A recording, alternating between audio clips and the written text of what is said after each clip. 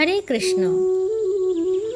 আমাদের একটি প্রশ্ন সমস্ত ভক্তদের মধ্যে বা সাধারণ মানুষদের মধ্যেও প্রশ্নটা হচ্ছে, আমরা এই জড়জগতের মধ্যে বাস করেও কিভাবে আমরা জড়জাগতিক কলুষ থেকে মুক্ত থাকতে পারি।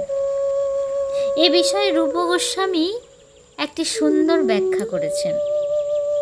এই জড়জগতে বাস আমরা করলেও শ্রীকৃষ্ণের সেবা করার মাধ্যমে আমরা জড়কলুষ থেকে মুক্ত থাকতে পারি। এখন একটা প্রশ্ন এখানে করা যেতেই পারে, কিভাবে আমি ভগবান শ্রীকৃষ্ণের সেবা করতে পারি? উত্তরে হচ্ছে, শ্রীকৃষ্ণের জন্য ব্যবহারিক কার্যের অনুশীলন করতে হবে।